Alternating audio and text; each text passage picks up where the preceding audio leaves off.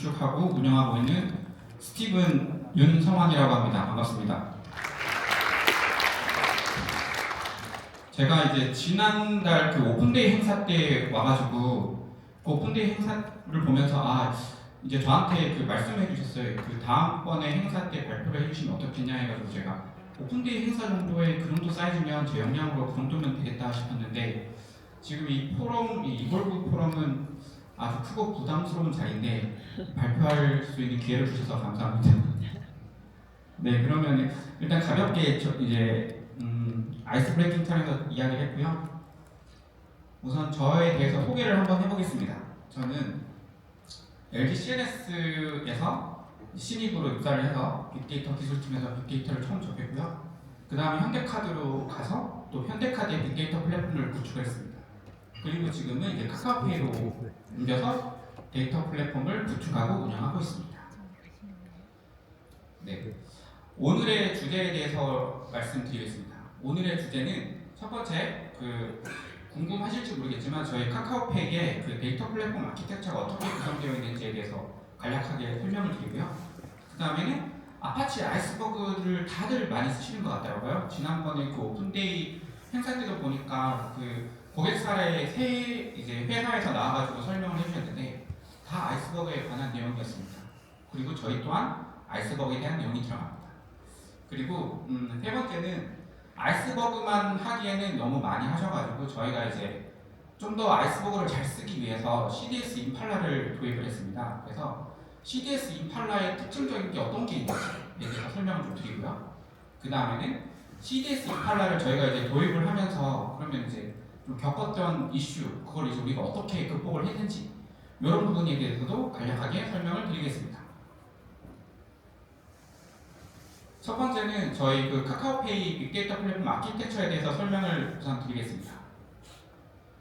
예, 지금 아키텍처 그림을 보시면요, 저희는 지금 데이터 소스에서 데이터를 이제 수집을 하는데, 이 데이터 수집할 때는 배치성 데이터, 그 다음에 이제 MySQL이라든가 이런 RDB에 대해서는 스쿱을 통해서 데이터를 수집을 하고요. 그 다음에 로그라든가, 그 다음에 기타 외부 데이터에 대해서는 카프카를 통해서, 나이파이를 통해서, 그 다음에 저희 이제 데이터 스토리지 영역으로 수집을 하게 됩니다.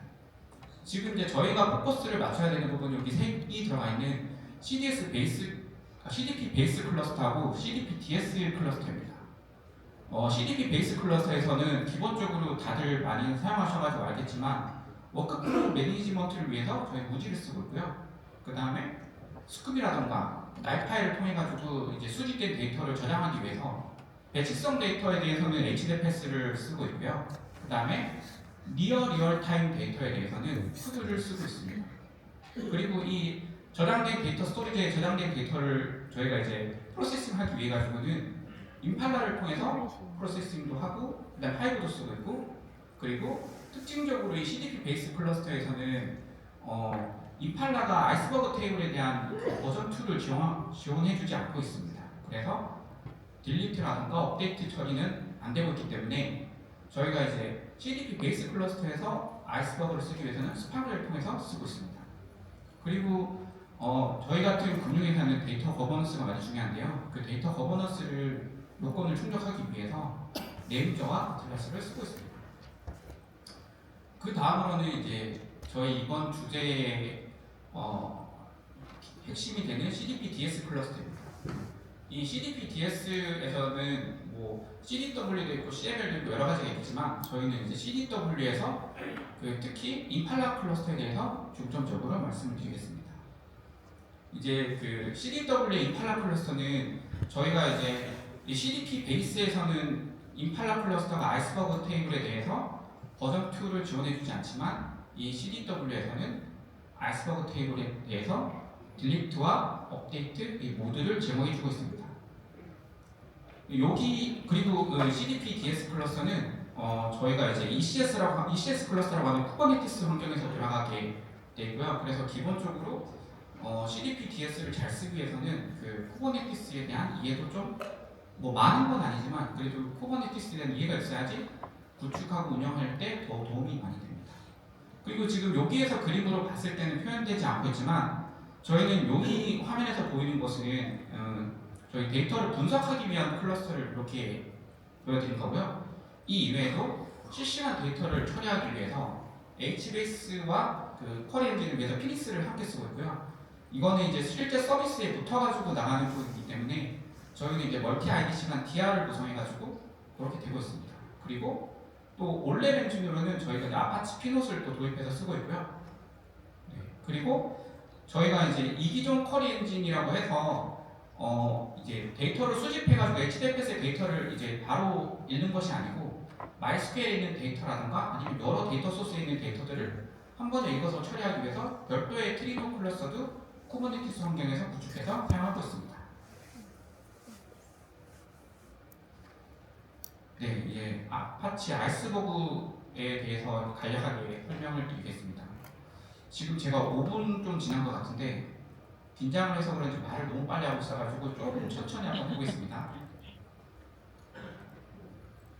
네, 일단은 이거는 이제 제가 이 클라우드라 행사에서 발표가 두 번째인데요. 첫 번째는 작년에 있었던 그 싱가포르에서 있었던 그 이볼브 행사에서 제가 이제 에이펙에서 발표를 했었는데 그때는 저희는 아파치 아이스버그를 도입했습니다라고 하면 그때는 그 고객사들 사례가 없었기 때문에 아파치 아이스버그 도입을 했구나 이렇게 됐는데요.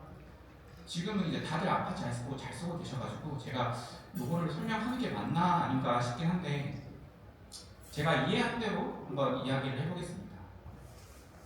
일단 아파치 아이스버그를 제가 보기 전에는 오픈 테이블 포맷이라고 하는 것 자체에 대한 개념이 없었습니다. 그래서 카탈로그가 있고 그 다음에 그냥 파케나 ORC와 같은 파일 포맷이 있는 거지 오픈 테이블 포맷이라고 하는 거에 대한 개념이 상수에 있는데 근데 이제 그 아이스버그를 저희가 쓰고 나서 보니까 이 오픈 테이블 포맷이라고 하는 것은 이 카탈로그하고 이제 쿼리 엔진하고 그 다음에 파일 포맷 간에 중간에 위치하면서 우리가 그 단순 파일 포맷을 써가지고는 제공해줄 수 없는 업데이트나 딜리트 같은 그런 이제 다양한 그 다음에 뭐 스키마 에볼루션이라든가 타임 트래블이라든가 이런 기능들을 제공해주기 위해서 이런 오픈 테이블 포맷이라고 하는 개념이 있는 거구나라고 저는 이해를 하고 있고요. 그래서 이 오픈 테이블 포맷을 이용해가지고 아까 말씀드렸던 다양한 기능들을 쓰면서 그리고 파일 포맷은 저희가 뭐 많이 쓰는 파케라든가 ORC라든가 에이브로라든가 이런 파일 포맷을 쓸 수 있고요. 그리고 이 파일들을 저장하는 스토리지 엔진도 뭐 S3를 쓸 수 있고 HDFS를 쓸 수 있고 다양한 스토리지를 쓸 수 있는 이런 구성이 되는 거고 이제 그런 구성 안에서 이런 특별한 기능들을 제공해 주기 위해서 오픈 테이블 포맷이 존재한다. 이렇게 저는 이해하고 있습니다.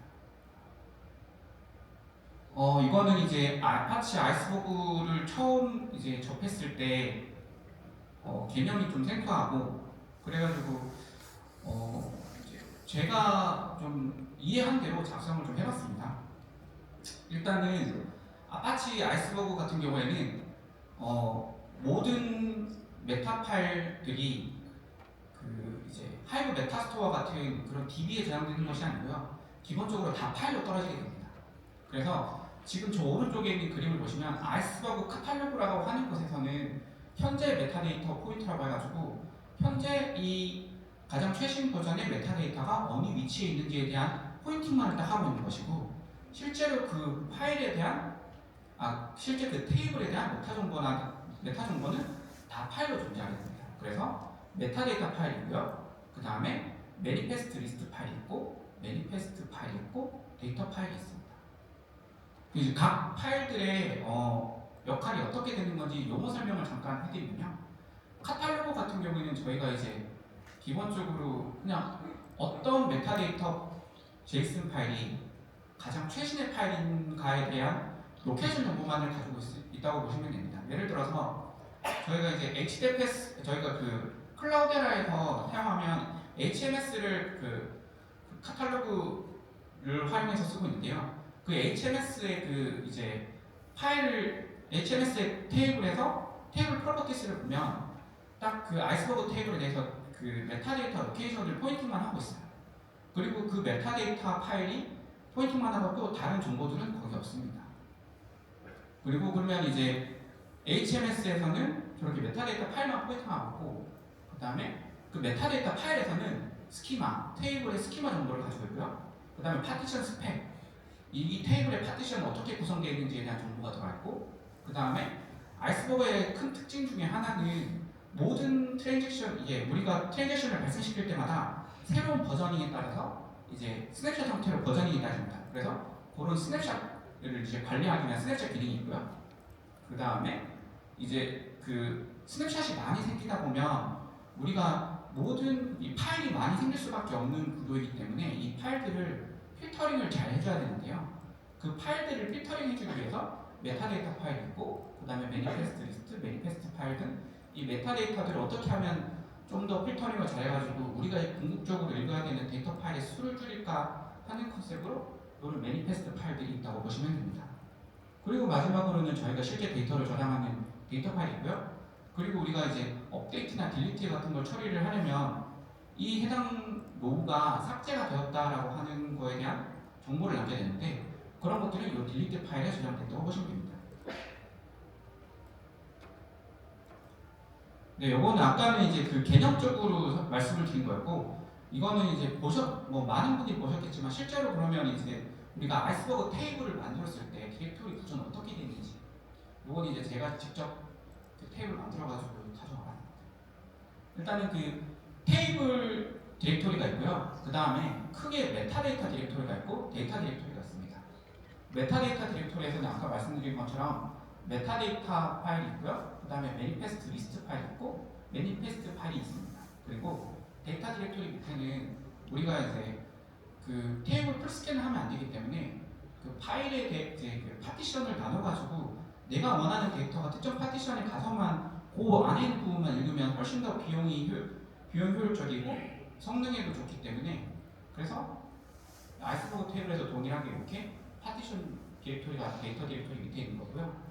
그 다음에 그 해당 파티션 하위에 존재하는 데이터 파일과 그 데이터 파일의 뭐 삭제분이라든가 변경분이 있을 때는 이 딜리트 파일도 동일하게 생기게 됩니다. 네, 그리고 이제 제가 굳이 여러 가지 특징들이 있는데 그 MOR하고 COW에 대해서 이거를 이제 설명을 하려고 생각을 한 거거든요. 궁극적으로는 저희가 이제 아이스버그를 통해 가지고 임팔라를 이용해서 아이스버그 테이블을 쓰고 싶은데, 임팔라에서 아이스버그 테이블을 쓸 때 그 머지온 리드 방식에서 그 포지션 딜리트 방식을 쓰고 있거든요. 그것만 지원되고 있어요. 그거를 설명드리기 위해 가지고 이해를 돕고자 요 머지온 리드하고 카피온 라이트가 어떤 차이가 있는지에 대해서 인터넷에 돌아다니는 그림인데 요거를 따와가지고 설명을 드리겠습니다. 머지온 리드 같은 경우에는 데이터가 이제 만약에 삭제가 발생을 했으면 그 데이터 파일 자체는 그대로 두고요. 이 딜리트 파일이라고 하는 이 파일에서 이 해당 데이터 파일 안에 있는 이 로우는 삭제가 되었어 라고 하는 정보를 저 딜리트 파일에다가 저장해가지고 읽는 시점에 이 데이터 파일들하고 그 다음에 딜리트 파일을 조인을 해서 삭제가 됐다고 판단되는 부분은 사용자에게 내보내지 않는 방식으로 동작을 하는 게 머지온 리드고요.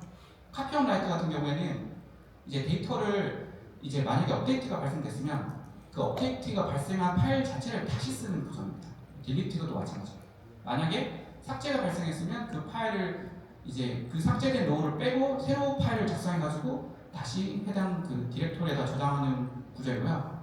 요 동작 방식만을 봐도 카피온 라이트가 쓰기 시 성능은 더 떨어질 거라고 예상이 가능하고, 대신에 파일을 하나만 읽으면 되기 때문에 읽기 성능은 더 좋다고 좋은 것을 알 수 있습니다. 반대로 머지온 리드 같은 경우에는 쓰기 성능 자체는 딜리트 파일만 써서 하면 되기 때문에 새로 파일을 다시 이제 그 데이터 파일을 열어가지고 해당 로우 삭제하고 다시 쓰는 그 작업이었기 때문에 쓰기 성능은 좀 빠르지만 반대로 읽는 시점에 두 개를 조인을 해가지고 읽어야 되기 때문에 이제 읽기 성능은 좀 떨어진다고 이해하시면 됩니다. 그러면 이제 아까 우리가 MOR과 COW의 차이를 알게 됐는데, 그러면 그 MOR 중에서도 저희는 두 가지 타입이 있습니다. 포지션 딜리트가 있고 퀄리티 딜리트가 있는데, 이 지금 밑에 보시는 아파치 임팔라의 공식 문서하고 저희는 이제 트리노 쿼리 엔진이 있다고 말씀드렸는데, 아파치 트리노에서도 이 로우 레벨 딜리션을 뭘로 제공해 주는지에 대해서 정보가 있고요. 여기서 다 보시면 포지션 딜리트 파일만을 활용해가지고 우리가 이제 이 쿼리 엔진에서는 그 MOR의 포지션 딜리트 형태로만 지원이 된다는 것을 알 수 있습니다.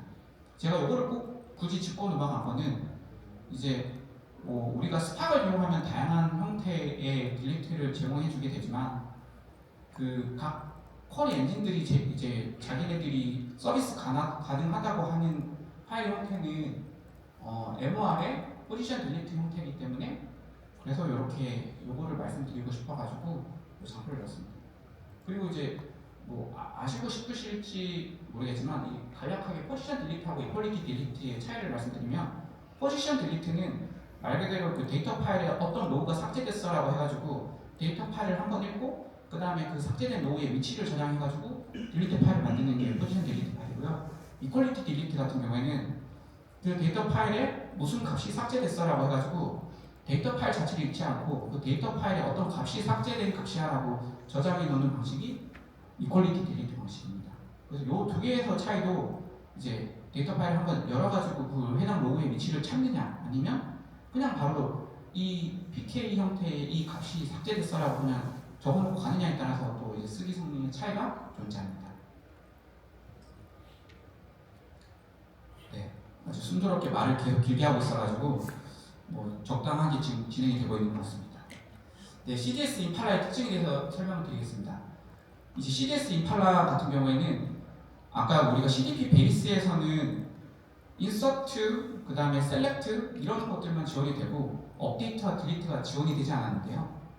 이 CDS 임팔라에서는 다 지원됩니다. 그래서 뭐 딜리트, 업데이트 뭐 이런 모든 것들이 다 지원되기 때문에 우리가 실제로 아이스버그 테이블을 쓰면서 꼭 하고 싶다라고 하는 것들은 CDS 임팔라를 통해서 가능하다라고 보시면 돼요.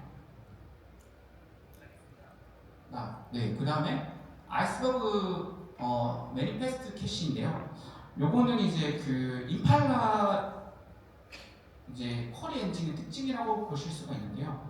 임팔라 쿼리 엔진은 기본적으로 아이스버그 테이블이 아니라고 하더라도 이제 쿼리의 플래닝을 빠르게 하기 위해 가지고 메타데이터 파일들을 다 카탈로그 D라던가 아니면 코디네이터에서 캐싱을 하는 형태로 돌아가게 되고 있는데요. 그 방법을 그대로 아이스버그 테이블에도 적용을 했다고 보시면 됩니다. 아까 제가 말씀드린 것처럼 아이스버그 테이블에서 보면 HMS라고 하는 그 카탈로그가 있고 그 카탈로그에서는 최신의 metadata.json 파일이 어느 위치에 존재하는지 로케이션 정보가 있고 그러면 실제로 그 메타 정보를 확인하기 위해서는 그 메타데이터 디렉토리로 가서 그 파일들을 열어봐야지만 알 수가 있는데요. 매 쿼리마다 그런 식으로 동작을 하게 된다고 하면 데이터 플랜을 하기 위해 가지고 시간이 좀 많이 늘어나게 되겠죠. 그래서 이것을 이제 플래닝 성능을 더 향상시키고자 임팔라에서는 아이스버그 매니페스트 캐시라고 해가지고 이제 미리 카탈로그 뒤에서 그 해당 매니페스트 정보들을 캐싱을 하고 있는 겁니다. 그래서 우리가 쿼리를 실행을 하면 이 캐싱하고 있는 그 매니페스트 파일을 보고 바로 플랜을 세워서 바로 쿼리를 실행하기 때문에 그래서 쿼리 실행 시간도 줄어들고 쿼리 플랜 시간이 많이 줄어들게 됩니다. 그 특징을 설명을 드리려고 한 거고요. 근데 이제 여기서 보면 그 카탈로그 뒤에서 매니페스트 캐시 파일을 캐싱을 하고 있기 때문에 그래서 성능적으로 이점이 많구나라고 아실 수 있는데요. 근데 또 반대적으로 또 단점이라고 보면 카탈로그 D가 그러면 이제 이 매니페스트 캐시에 있는 파일들을 다 본인들이 그 서비스가 이제 그 캐싱을 하고 있어야 되기 때문에 그 리소스가 좀 더 사용되는 그런 단점도 있습니다. 네, 그 다음에 이거는 이제 뭐 CDS 임팔라만의 특징은 아니고요. 그 임팔라가 점점 버전업이 되면서 이제 저희가 이때까지 겪었던 그 임팔라 외부에서 뭔가 이제 변경 작업을 했었을 때 그 이벤트에 대해서 카탈로그 서버가 모르고 있기 때문에 그 변경이 되지 않아서 우리가 쿼리를 날렸을 때 해당 파일 로케이션 못 찾겠다 뭐 이런 에러를 받으셨을 경우들이 좀 있었을 텐데요. 이제 이거 같은 경우에는 저희가 이제 CDP, CDS에서 임팔라 버전 올라가면서 이 카탈로그 D가 이 HMS의 이벤트 테이블에 있는 이벤트 정보를 계속 주기적으로 이제 보고 있다가 만약에 HMS의 이벤트가 변경이 되었다라고 하는 그 변경문을 받게 되면 그러면 그것을 바로 저 테이블 변경됐네 하면서 카탈로그가 그 이벤트를 동기화해오는 그 기능입니다.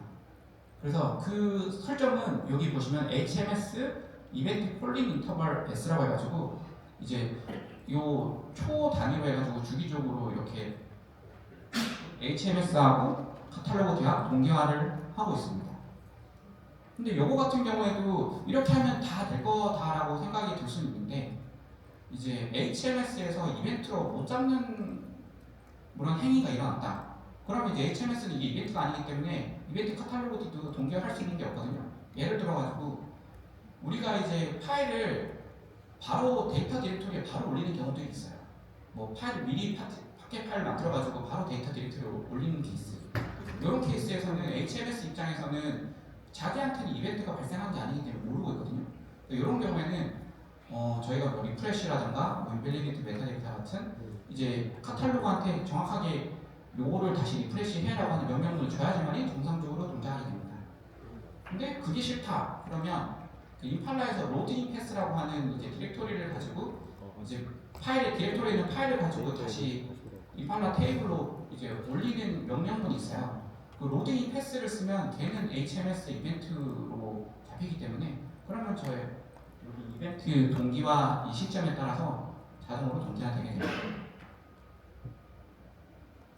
그 다음에 이제 마지막으로 이제 CDS 임팔라를 도입하면서 이제 저희가 겪은 이슈에 대해서 설명을 드리겠습니다. 일단은 아까도 제가 잠깐 이야기하면서 말씀드렸는데 그 아이스버그에서는 삭제가 발생하면 딜리트 파일이라고 하는 것이 생기고 그 다음에 이거를 읽는 시점에 같이 한꺼번에 읽어가지고 그 다음에 이 최종 변경사항을 반영을 해가지고 사용자한테 보내주게 되는데요. 그게 실제로 우리가 그 이제 쿼리 플랜을 보면 이렇게 딜리트 이벤트라고 해서 아이스버그 딜리트라고 해서 이렇게 실제로는 아이스버그 딜리트 파일하고 데이터 파일하고 이렇게 조인하는 형태로 해가지고 쿼리가 풀린다는 것을 알 수 있습니다. 근데 여기 이제 다 회피하면 좋겠지만 가끔 가다가 이제 아이스버그 테이블은 데이터 파일이라든가 그 메타데이터 파일이 계속 생길 수밖에 없는 구조이기 때문에 그 메인터넌스를 잘 돌려줘야 되는데 메인터넌스를 이제 뭐 까먹거나 아니면 이제 대량의 뭐 변경 작업이 발생했는데 그때 메인터넌스가 만약에 돌아가기 전이다. 그렇게 된다고 하면 이제 당연히 많은 딜리트 파일들이 있는 상황이겠죠. 이 상황에서 우리가 이제 쿼리를 이제 그냥 조회를 하면 이게 기본적으로 그 성능을 빠르게 하기 위해 가지고 딜리트 파일과 그다음 데이터 파일을 이 브로드캐스트 조인 형태로 해가지고 푸는 케이스들이 많거든요. 그래서 이 브로드캐스트 조인을 하기 위해 가지고 이제 이 데이터 파일 있는 곳에다가 뭐 딜리트 파일을 보내가지고 브로드캐스트 조인을 할 때 이 소스가 부족해가지고 램스 필드가 발생을 한다던가 아니면 쿼리가 너무 오래 걸린다던가 하는 이슈가 있었습니다. 그래서 저희 같은 경우에는 조금 더 오래 걸리더라도 쿼리가 실패하지 말고 그냥 일단 조인이 일어나가지고 결과값을 내줬으면 좋겠다라고 해가지고 여기 보시면 이제 브로드캐스트 바이트 리밋이라고 해서 임팔라에서 있는 그 프로퍼티가 있는데요. 이 값을 충분히 작은 값으로 줘가지고 모든 딜리트 파일에 대한 조인은 그냥 브로드캐스트가 아닌 파티션드 조인으로 풀리도록 유도를 해줬습니다. 밑에 보면 이제 해시 조인이라고 해가지고 그렇게 풀린 거를 확인할 수 있습니다. 두 번째는 쿼리 모니터링인데요. 저희가 이제 클라우드나 제품을 쓰면 CM을 통해 가지고 모든 게 해결되기 때문에 아주 좋은데 그 CDS 같은 경우에는 CM을 통해 가지고 모니터링 할 수 있는 게 아직까지는 갖춰져 있지 않아요. 앞으로 갖춰질지는 잘 모르겠습니다. 하여튼 이제 저희가 기본적으로 CDP 베이스에 있는 것들은 이 CM을 통해 가지고 쿼리를 저런 식으로 해서 확인할 수가 있는데요. CDP 같은 경우는 저희가 쿼리가 어떻게 날아가고 쿼리 정보를 확인하고 이런 것들이 좀 어려웠어요. 근데 저희 같은 경우는 내부적으로 그 임팔라 쿼리에 대해서 좀 더 적극적으로 모니터링을 하고 조치를 하기 위해 가지고 별도의 그 시스템을 만들어 놓은 게 있었습니다. 그래서 코디네이터 각 클러스터의 코디네이터들을 찔러가지고 그 코디네이터에서 프로파일 정보와 그 다음에 저희가 필요하다고 하는 이런 정보들을 머지를 해가지고 이제 의미 있는 값들을 만들어내서 이런 이제 화면 형태로 해가지고 만들었어요. 그래서 사용자들은 CM에 있는 여기 쿼리 프로파일 이제 쿼리 화면을 보는 게 아니고 저희가 별도로 제공한 웹 UI에서 저희가 중요하다고 생각하는 지표들을 보면서 본인의 쿼리의 모니터링을 확인할 수 있도록 만들었습니다. 네, CW 임팔라 클러스터가 ACL 정책 정형이고요. 이거 같은 경우에는 이제 CDP 베이스에서는 저희가 임팔라 클러스터 하나에 리소스 풀을 여러 개를 해가지고 이제 사용자별로 그 LDAP 그룹 같은 걸 매핑을 해가지고 이제 다르게 리소스 정책이 타도록 되어 있었는데 어떻게 보면 이게 쿠버네티스 환경이기 때문에 이게 사상이 맞다라고 생각은 드는데요. 이제 클러스터 임팔라 클러스터 하나가 뜬다고 해가지고 그 클러스터에 또 우리가 리소스 풀을 설정할 수 있는 형태는 아니거든요. 그래서 이제 요거 같은 경우에는 만약에 우리가 그 데디케이트하게 이 사용자들한테 아니면 특정 팀한테 리소스를 줘야 된다고 하면 별도의 클러스터들을 구축을 하고 그 클러스터들을 제공해주면 되는데 근데 또 이제 클러스터를 제공을 해줬는데 사용자가 그냥 아무 클러스터나 이제 쿼리를 날려가지고 그 클러스터의 리소스를 쓰게 되면 원래 그 쿼리를 쓰려고 했던 그 팀이 리소스를 못 쓰게 되니까 그런 이제 ACL 통제가 필요하겠다고 생각을 했고 그래서 저희가 확인을 해보니까 그 클러스터에서 유저 그룹스라고 해가지고 이제 ECS 클러스터에 그 LDAP을 동기화시키고 난 다음에 그러면 저렇게 LDAP이 연동된 그룹 정보들이 나오거든요. 그 그룹을 클러스터 생성할 때 유저 그룹스라고 하는 곳에다가 이제 그 LDAP 그룹이라든가 아니면 유저라든가 이런 걸 매핑을 하면 그러면 이제 그 인간의 사용자가 해당 임팔라 클러스에 접근을 해가지고 이제 사용을 할 수 있게 되는 그런 기능에 대한 설명입니다. 그 다음에 이거 같은 경우에는 이제 쿠버네티스 환경이기 때문에 이제 파드에 우리가 리소스를 활동해주고 근데 그게 헤비한 케이스면 파드 리소스가 부족하지 않겠지만 저희가 이제 헤비하게 쓰다 보면 파드 리소스가 부족해지는 상황이 발생하거든요.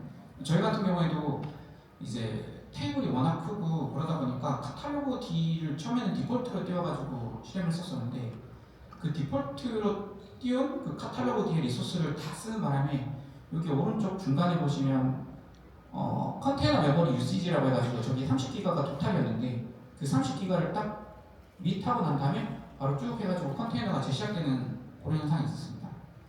그래서 이제 이거 같은 경우에 이제 조치를 어떻게 할까 하다가 그 ECS 클래스를 도입을 하면 웹 UI를 세 가지를 주는데요. 그 중에서 하나가 쿠버네티스 UI를 제공해 줍니다. 이 쿠버네티스 UI에서 그 카탈로그 D 같은 경우에는 스테이트 프로세스로 뜨게 되어 있는데요. 그 스테이트 프로세스에 들어가서 저렇게 메모리를 조정을 하고 업데이트를 누르면 그러면 그 카탈로그 스테이트 프로세스만 재시작이 되면서 이제 더 리소스가 향상된 채로 돌아가게 됩니다. 근데 요거 같은 경우에는 만약에 클러스터를 재시작을 하게 되면 재시작하면서 클러스터의 이 변경분이 다시 돌아가게 되거든요. 그래서 만약에 이거는 재시작하더라도 계속 이 리소스를 탔으면 좋겠어라고 한다면 그 이제 ECS 클러스터, CDS 클러스터 관리하는 쪽에서 그 파드 컨피그레이션이라고 하는 그쪽에 설정하는 기능이 있어요. 제가 따로 캡처는 뜨지 않았는데 그 기능을 활용하면 재시작되더라도 반영을 하실 수 있습니다. 저희는 이제 런타임 중에 했었어야 되기 때문에 이렇게 했습니다. 그 다음에 이제 쿠버네티스이기 때문에 파드 로그를 이제 확인을 해야 되는 경우에 그 파드 로그가 실시간으로 계속 보는 건 괜찮은데 만약에 배치 작업이 돌아가고 나서 뭐가 문제를 일으켰길래 이 배치 작업이 실패했을까 뭐 이런 거를 확인하고 싶을 때 여기 이제 그 쿠버네티스 웹 UI에서 보는 이 로그의 이 기간으로는 한계가 있어가지고 어떻게 하면 좀 더 긴 기간을 볼 수 없을까라고 생각을 하게 됐고요. 그래서 이제 어떻게 뒤지고 하다 보니까 각 그 파드들이 떠있는 그 ECS 노드들이 있는데 그 ECS 노드에 바 로그 파드 밑에 이런 식으로 해가지고 뭐 쿠베 시스템, 뭐 컴퓨트, 뭐 메인.i 어쩌고 해가지고 본인들이 띄운 클러스터에 이제 그 로그들이 다 남게 되어 있습니다. 그래서 이 로그를 보면요, 좀 더 긴 기간, 며칠 정도의 기간은 이 여기 안에서 확인할 수 있기 때문에 저희 같은 경우에는 배치가 돌아가고 난 다음에 문제가 생겨서 이걸 로그를 확인해야 될 때 이렇게 파드가 떠있는 노드로 가가지고 저 디렉토리 안으로 가서 로그를 확인하고 있습니다. 네, 요거는 이제 시간이 다 됐네요. 마지막입니다. 이제 그 파드 같은 경우 저희가 이제 임팔라에서도 그 디폴트 컨피그레이션 쓰면 좋겠지만 저희 사정에 따라 가지고 컨피그레이션을 이제 많이 변경을 하게 되는데요. 근데 요거 같은 경우에는 아직까지 저희도 딱히 해결책은 없습니다. 이제 컨피그레이션을 플러스에 들어가서 컨피그레이션을 막 변경하고 난 다음에 저희가 이제 CDP 베이스를 쓸 때는 그냥 저장을 눌러놓고 나중에 스케줄을 봐가면서 제시작을 했었었는데 이제 여기 CDS 같은 경우에는 저희가 쓰는 1.5.3 버전에 대한 내용입니다. 그 이후 버전은 개선이 됐는지 모르겠는데 이 어플라이 체인지라는 버튼이 있습니다. 근데 이 어플라이 체인지 버튼이 세이브가 아니고 어플라이 하면서 바로 체인지를 해버리는 거기 때문에 이 버튼을 누르면 바로 제가 컨피그레이션 변경문이 반영이 되면서 클래스 전체가 다시 제시하게 되는, 그래서 이거를 잘 쓰셔야 된다. 네.